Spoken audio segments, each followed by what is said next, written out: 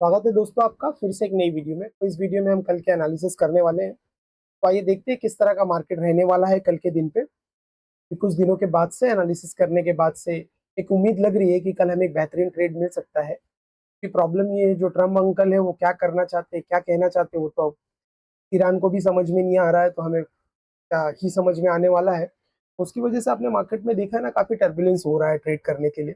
जैसे पिछले 2-3 दिनों से हम एनालिसिस तो करते हैं, बट जो है कोई परफेक्ट सेटअप नहीं दिख पाता है जहाँ पे कॉन्फिडेंस आए।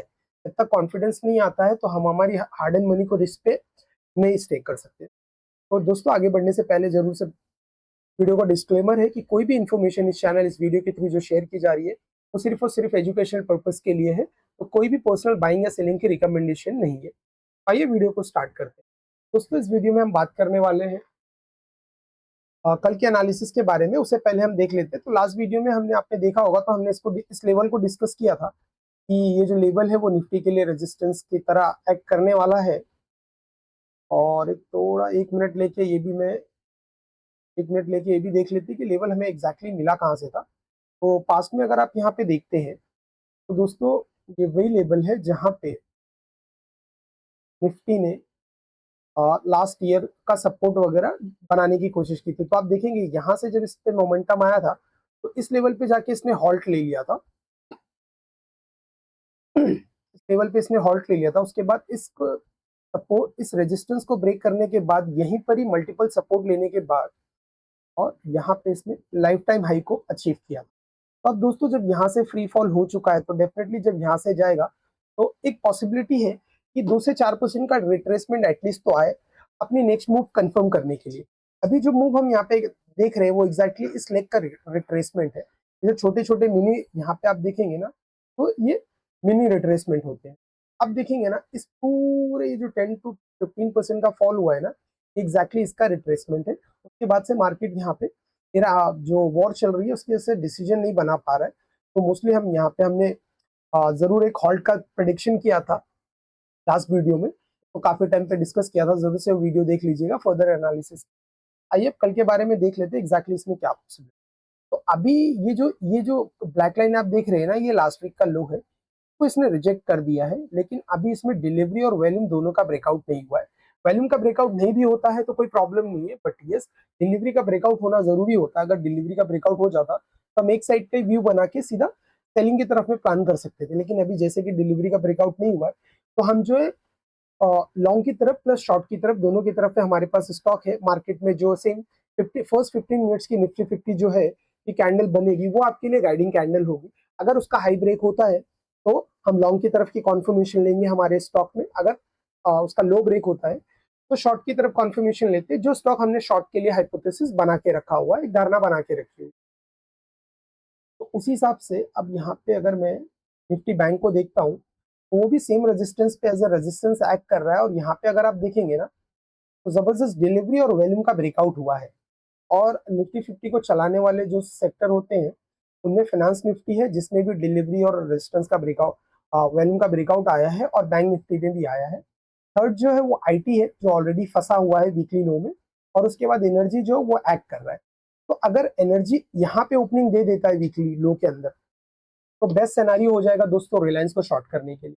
वो सबसे बेस्ट होगा, क्योंकि अगर निफ्टी 50 को कंपेयर करते हैं तो ये सेक्टर, ये स्टॉक जो है वो काफी कॉस्टली हो गया है। तो हमारी तो सिंपल स्ट्रैटेजी है, हम सस्ते को बेचते नहीं है और महंगे को खरीदते नहीं है, उल्टा कर देते हैं। तो उसी धारणा से एक स्टॉक हमारे पास रिलायंस भी रहेगा। आइए आप आगे की तरफ बढ़ते हैं स्टॉक की तरफ। तो अभी हम फिलहाल यहाँ पे पहला जेएसडब्ल्यू देखेंगे। तो आज का देखेंगे टॉप गेनर स्टॉक है। टॉप गेनर स्टॉक जो है ना वो एक रेजिस्टेंस के पास जाके वो टॉप गेनर बना है। तो दोस्तों जो भी टॉप गेनर बन जाता है ना वो स्टॉक महंगा हो जाता है, कॉस्टली हो जाता है। तो वो अब धीरे धीरे रिट्रेसमेंट की तरफ आने का प्लान कर सकता है। तो अगर जेएसडब्ल्यू यहाँ पे ओपनिंग होने के बाद में इस रेजिस्टेंस को ब्रेकआउट करके फेल होता है तो डेफिनेटली हम एक बेहतरीन शॉर्टिंग का प्लान कर सकते हैं। और हमें 1:3 1:4 से बेहतरीन टारगेट भी कल मिल सकता है। Opening is very important. Opening में यहाँ पे कंफर्म हो जाता है कि स्टॉक में किस तरह से हमारा माइंडसेट हो। भले ओपनिंग वीक होने के बाद वो स्टॉक लॉन्ग हो जाए तो हम छोड़ देते हैं, उसे इग्नोर कर देते हैं। लेकिन ओपनिंग वीक होने के बाद हम उसमें शॉर्टिंग की कॉन्फर्मेशन लेते हैं, मनी मैनेजमेंट का ख्याल रखते हुए जो है ट्रेड प्लान करते हैं इन द मॉर्निंग 9:30 के आसपास में। क्योंकि पहली 15 मिनट्स की कैंडल जो निफ्टी में बनती है वो 9:30 तक कंप्लीट हो जाती है, फिर उसके बाद से उसका सेक्टर, उसके बाद से इसका जो है वो स्टॉक। जब तीनों चीजें, तीनों जो सेक्टर 3G, निफ्टी 50, उसका सेक्टर और स्टॉक तीनों एक साइड में अलाइनमेंट होता है, तब हम स्टॉक को, अभी जो हम बात करने जा रहे हैं वो स्टॉक हमारी शॉर्ट लिस्ट में है, अभी इसमें एक्शन लिस्ट में नहीं डाला गया है। तो मॉर्निंग में जब हमें कॉन्फर्मेशन मिल जाती है, उसके बाद से उसमें से कोई एक स्टॉक पिक करके उसको स्मूथली हम ट्रेड करते हैं, जैसा कि आपने पास वीडियो में हमारी देखा है। अब आगे बढ़ते हैं दोस्तों। बजाज फाइनेंस का गाइडेंस ये रहेगा कि इसने रेजिस्टेंस लेके डिलीवरी और वॉल्यूम का ब्रेकआउट तो कर दिया है, तो ये हमारे लिए अच्छी खबर है। लेकिन प्रॉब्लम ये है ना दोस्तों, इसके पास एक यहाँ पे सपोर्ट भी पड़ा है, which is very strong support. तो इसमें क्या धारणा रहने वाली है कि जब भी ये तो यहाँ तो ओपनिंग तो इस लेवल के नीचे ही होना चाहिए, उसमें तो कोई चॉइस ही नहीं है, अगर होती है के बाद से इसको यहाँ से ब्रेक करके इस तरह से टर्न अराउंड होगा ना, तो इसे हम ब्रेक इनसाइड ट्रेड करते हैं, ब्रेकआउट सेल को ट्रेड करने वाले हैं सेलिंग के लिए। तो इस हिसाब से हम इस ट्रेड को प्लान कर सकते हैं। मॉर्निंग में कॉन्फर्मेशन लेना इज वेरी इंपॉर्टेंट।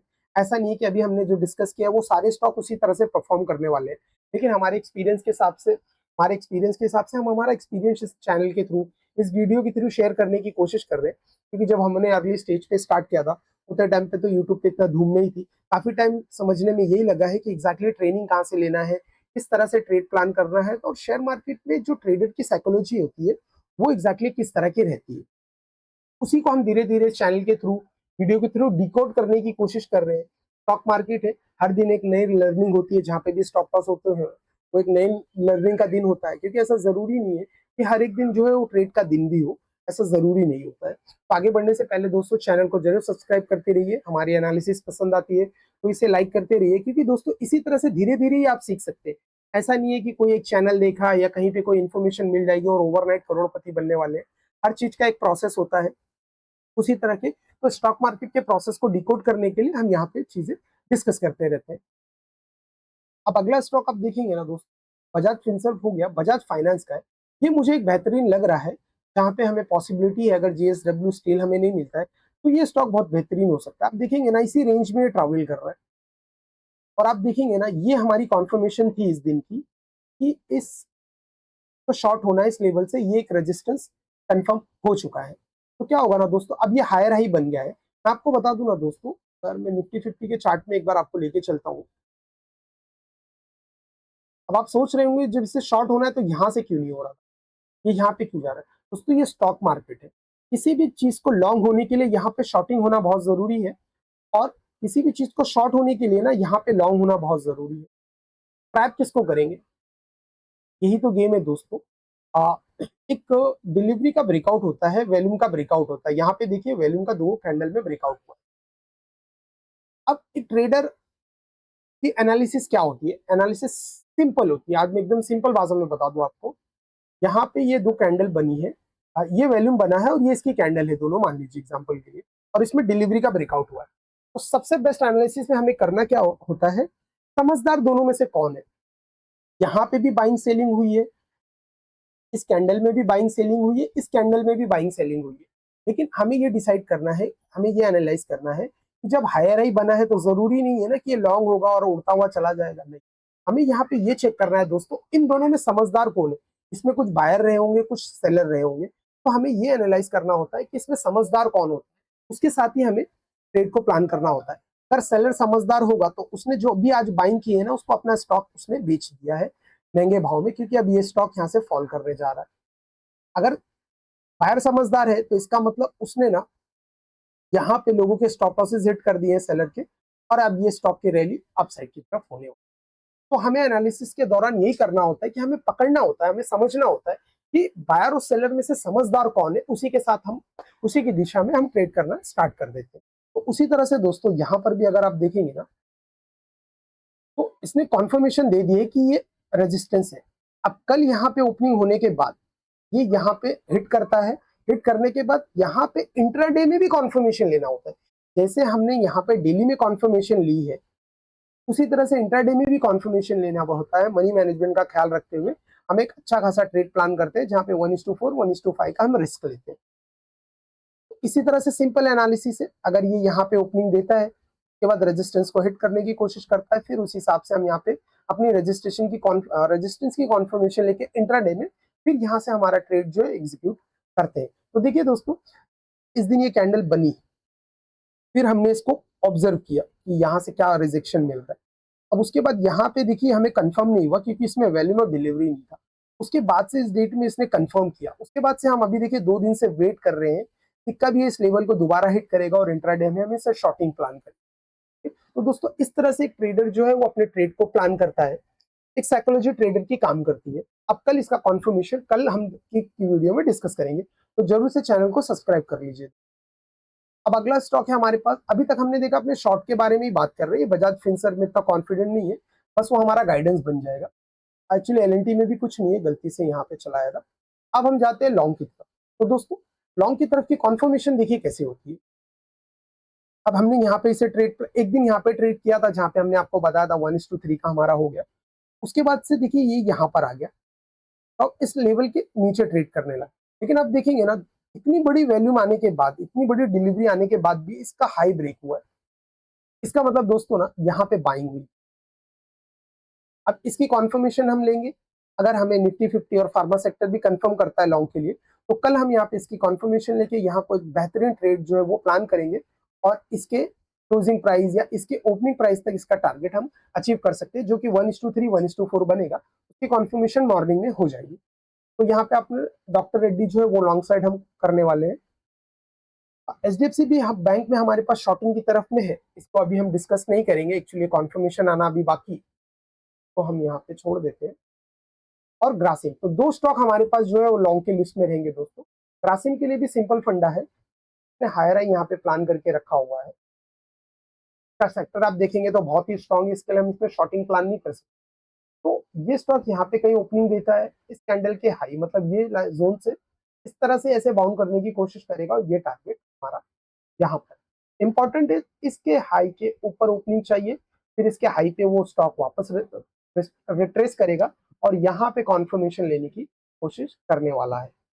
तो डॉक्टर रेड्डी और ग्रासिम जो है हम हमारी लिस्ट में लॉन्ग की तरफ देखेंगे। शॉर्टिंग के स्टॉक हमारे पास ज्यादा आपको लिस्ट में दिख रहेंगे, वो इस वजह से दिख रहे हैं दोस्तों क्योंकि जो हम शॉर्ट की तरफ ही प्लान कर रहे हैं, क्योंकि ये जो जोन है ये प्योर प्योर जो है वो रेजिस्टेंस का जोन है। लेकिन यहाँ पे अभी सेलर एक्टिवेट नहीं हुए, वो एक्टिवेट होंगे तो इसमें वैल्यूम का प्लस डिलीवरी का ब्रेकआउट होना इज वेरी इंपॉर्टेंट। डिलीवरी का ब्रेकआउट होगा और उसके बाद से उसमें सेलर का एक्टिवेट होगा, फिर वो वहां से लोस टूटने शुरू हो जाएंगे, लो से रिजेक्शन आना बंद हो जाएंगे, लो टूट के क्लोजिंग शुरू हो जाएगी।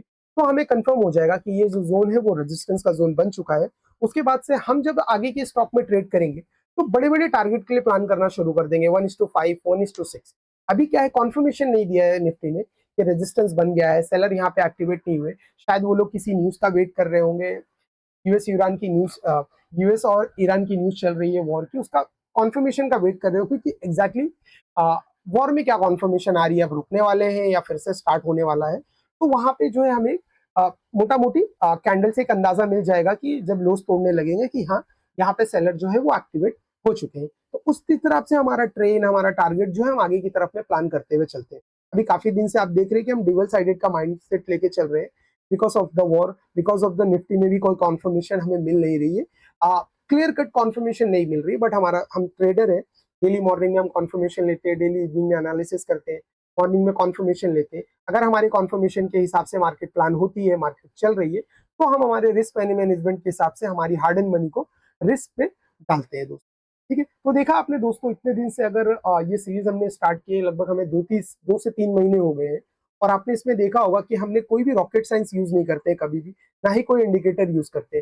सिंपल प्राइस एक्शन का एनालिसिस करते हैं, डिलीवरी का, वैल्यूम का सपोर्ट के साथ हम एक हाइपोथेसिस बनाते हैं, अगर मार्केट उस हिसाब से रहती है तो हम हमारा ट्रेड प्लान करते हैं। तो ठीक है दोस्तों, तो वीडियो काफी लंबी होती जा रही है, उम्मीद है दोस्तों आपको एनालिसिस पसंद आ रही होगी। जरूर से आपके दोस्तों में भी शेयर कीजिए ताकि वो भी हमारे चैनल को सब्सक्राइब करें, वीडियो को लाइक करते रहिए, उससे हमें मोटिवेशन मिलता है, तो हम इसी तरह की नॉलेज जो है वो शेयर करते रहेंगे। मिलते हैं अगले एजुकेशनल वीडियो।